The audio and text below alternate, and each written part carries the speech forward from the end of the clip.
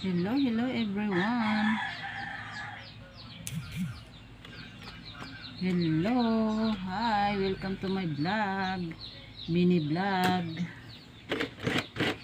Yan, samahan niyo ako guys maglaba ng aming mga damit. Ang dami kong labahan. Maglaba-laba tayo ngayon. Kasi naubusan na tayo ng mga damit na isusuot. Yan, lalo ng aking mga junakis. Yan, laba-laba time tayo ngayon. Araw ng Friday. Yan, pag araw ng Friday, Saturday and Sunday, ayan, naglalaba ako niyan pag mga ganyang araw. 3 araw akong naglalaba. Lalo na pag marami akong labahan. Inaabot ako ng 3 araw. Pero hindi naman yung tuloy-tuloy siya. Kahinto-hinto din kasi minsan, ayan, tulad yan, magluluto, maghuhugas, maglinis. Diba? Ganun lang ang buhay ng isang nanay. Hindi siya yung tuloy-tuloy na paglalaba.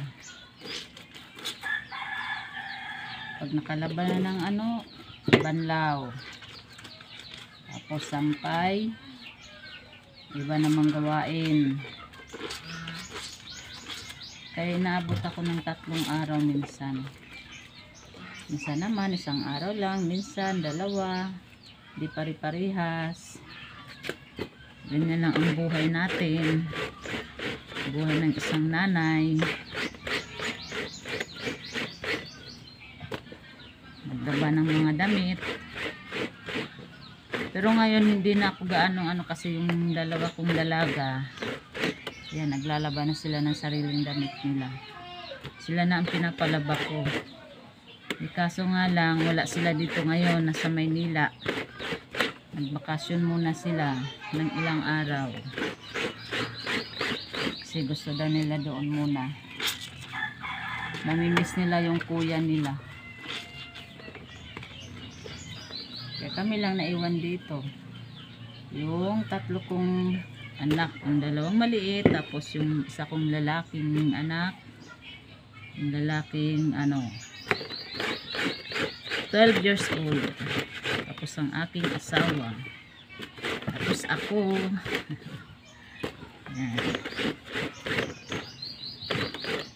Kadalasan ako naglalaba tanghali, ganitong oras. Kasi pag umaga, ang dami kong ginagawa. Magluluto, mag-asikaso, mag-iisip kung anong iuulam, kung anong ipapaulam. Ganun ang buhay ng isang nanay. Mag-isip na mag-isip kung anong kakainin araw-araw, kung anong lulutuin araw-araw. Kayo guys, dito na kayo sa ganitong trabaho, sa mga nanay dyan, sa mga nanay na nandyan lang sa bahay. Ang tawag dito 24 hours, 24/7 pala ang trabaho. Kahit gabi na, nagtatrabaho pa rin ang nanay. Isa nagtutupi ng mga damit.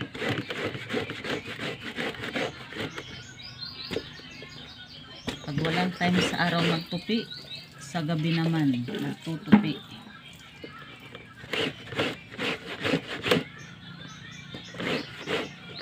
Maraming salamat po sa inyo guys sa panonood ng aking mga video, sa pagla-like, sa pagla-comment, sa pag-react ng aking mga video na minsan okay na rin, minsan boring.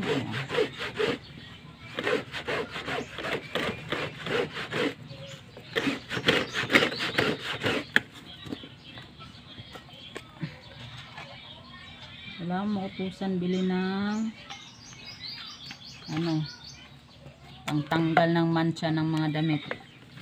Wala yung aking lalaki. nandun umalis.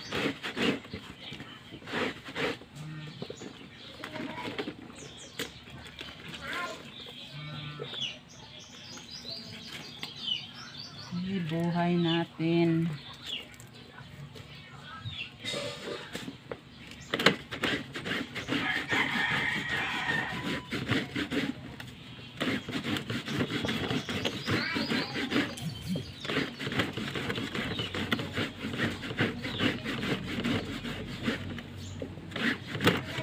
Mamaya magluto na naman tayo ng hapunan. Mag-iisip na naman tayo ng kung anong ating iuulam sa hapunan. Ang labas, magprito ng itlog. Ayun ang ulam.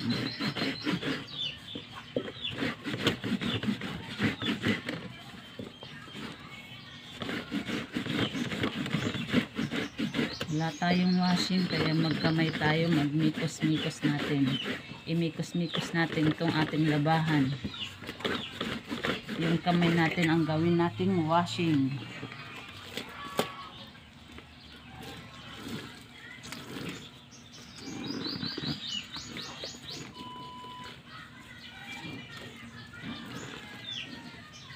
Tiyaga lang talaga, tiyaga. Tiyagaan.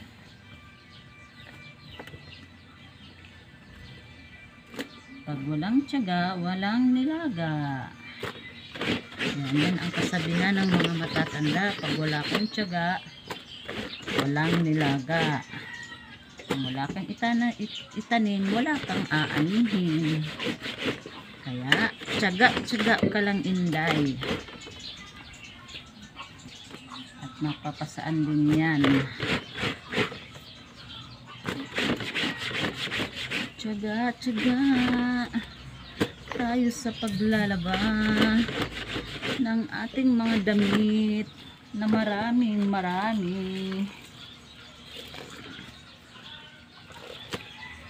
Maraming salamat po sa panonood ng aking mga video. Huwag kalimutan mag-react, mag-like at comment na din po. Kung pwede po, pakishare na rin. Bye-bye.